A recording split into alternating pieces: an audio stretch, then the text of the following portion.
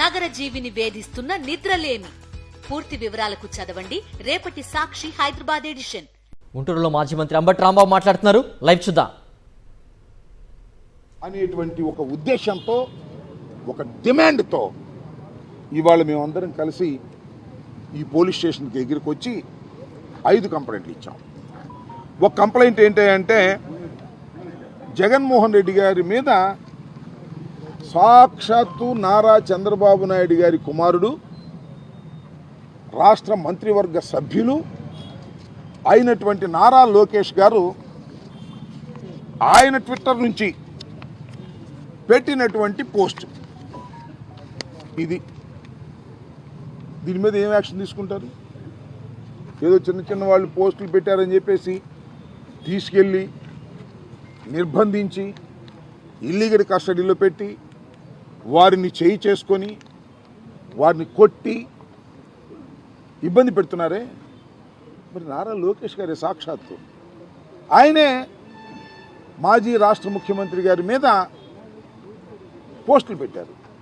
What action you have taken? ఈ case register చేయాలంటున్నా. చేయకపోతే చట్టం తన పని తాను చేసుకోవటం లేదని అర్థం. ఇది ఇచ్చి మేము ఊరికి వెళ్ళిపోవట్లా, ఎక్నాలెడ్జ్మెంట్ కూడా తీసుకుంటున్నాం. ఎక్నాలెడ్జ్మెంట్ సంతకం చేసి స్టేషన్ హౌస్ ఆఫీసర్ ఎవరైతే ఉన్నారో అది తీసుకుంటున్నాం. అది ఒకటి. రెండవది సజ్జా అజయ్ అంట, గౌరవ ముఖ్యమంత్రి గారి మీద, మాజీ ముఖ్యమంత్రి గారి మీద ఆయన పెడతాడు, వీళ్ళు చూస్తూ ఊరుకుంటారు, కేసులు పెట్టరు. అలాగే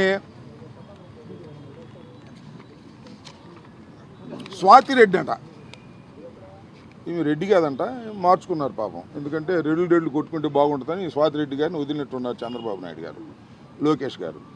ఈమె అసభ్యకరంగా పెడితే ఆమె మీద ఏం కేసులు ఉండవా? అంటే ఎవరు కంప్లైంట్ చేయలేదండి అందుకని కేసు పెట్టలేదు అంటారు కదా. ఇదిగో కంప్లైంట్ చేస్తున్నాం ఇవాళ, మరి కేసు పెట్టండి, చెయ్యండి. ఇదిగో అజయ్ చౌదరి 1 అంట, ఈయన అన్ని నోట్స్ ఉన్నాయి దాని మీద. జగన్మోహన్ రెడ్డి గారి మీద మరి విశాఖపట్నంలో నిర్మించినటువంటి భవంతిలో ఆ తొట్టులో కూర్చోబెట్టి ఒక వ్యంగ్యమైన పోస్ట్ పెట్టి ఇన్సల్టింగ్గా మాట్లాడారు. అట్లాగే గాయత్రి అంట, ఇది కూడా అదే, అలాగే పెట్టారు పోస్టింగ్స్.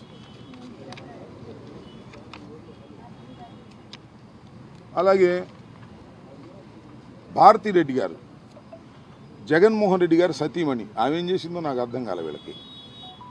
ఆమె మీద భయంకరంగా పోస్టులు పెట్టి ఇలాంటిది అన్నీ కూడా మచ్చుకు 1-2 చూపిస్తున్నాం.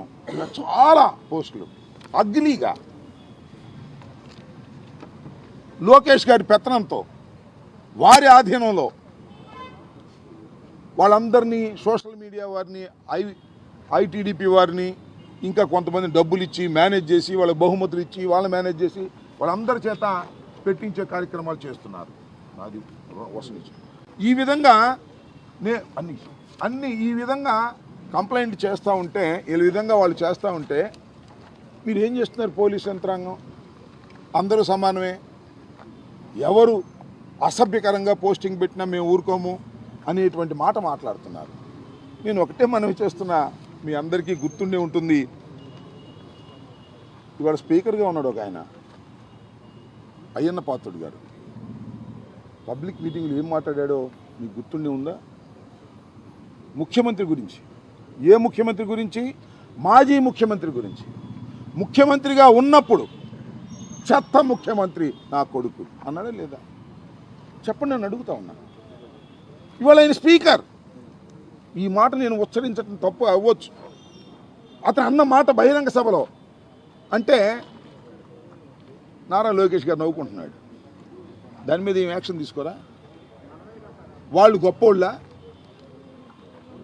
వాళ్ళని ఇవాళ యాక్షన్ తీసుకునేటువంటి చేయాల్సిన బాధ్యత ఈ ప్రభుత్వానికి లేదా? మా మీదే చేస్తారా? మేము కంప్లైంట్ ఇచ్చాను ఇవాళ, అది కూడా దాని మీద మీరు యాక్షన్ తీసుకునేటటువంటి శక్తి మీకు ఉందా? కరెక్ట్గా వ్యవహరిస్తుందా ఈ ప్రభుత్వం, ఈ పోలీస్ యంత్రాంగం? దీంతో తేలాలని కూడా మనం ఇచ్చేస్తున్నాం. దాంతోపాటు ఇంకో 5 కంప్లైంట్స్ నేను పర్సనల్గా ఇచ్చా. ఎవరు అంటే ఈయన వెంగళరావు అంట, ఘర్షణ టీవీకి సంబంధించిన ఆయనంట. ఒక మెసేజ్ పెట్టాడు, ఆ మెసేజ్ కూడా కోట్ చేశాను నేను.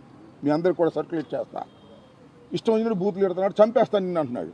మా లోకేష్ గురించి మళ్ళీ ఎక్కడైనా మాట్లాడావా చంపేస్తా. నా పేరు వెంగళరావు, నాది ఘర్షణ టీవీ.